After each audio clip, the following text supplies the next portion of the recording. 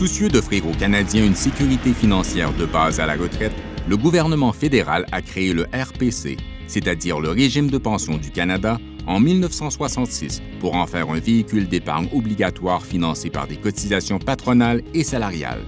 À l'époque, tous les avantages reposaient exclusivement sur les cotisations courantes. Ce modèle fonctionnait bien lorsqu'on dénombrait 6,5 travailleurs pour chaque retraité et qu'en raison de l'espérance de vie, la vie active d'un cotisant durait plus longtemps que sa retraite.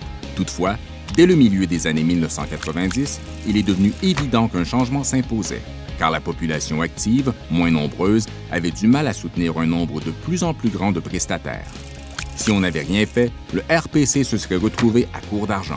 Désireux de voir les générations futures continuer à profiter du régime, les gouvernements fédéral et provinciaux ont procédé alors à d'importantes réformes.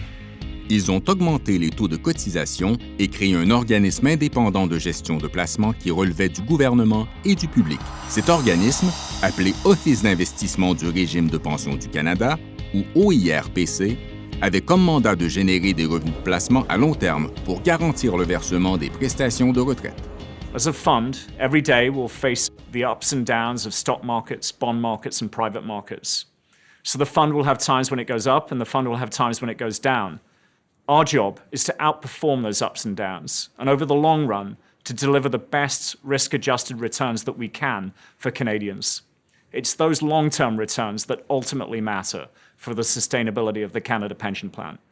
And in fact, if you look at the value of the fund today, more than half of its value today is due to the investment returns generated by CPPIB. Tous les 3 ans, l'actuaire en chef du Canada examine, en toute indépendance, la situation financière du RPC. Le tout dernier rapport confirme que le RPC est financièrement viable pour les 75 prochaines années à tout le moins, dans l'hypothèse d'un rendement moyen de 4 %. Le rendement réalisé par l'Office depuis sa création est nettement supérieur à ce seuil. Pour en savoir plus sur l'Office d'investissement du RPC, y compris son rendement et ses placements, veuillez consulter le site cppib.com/fr/home.html.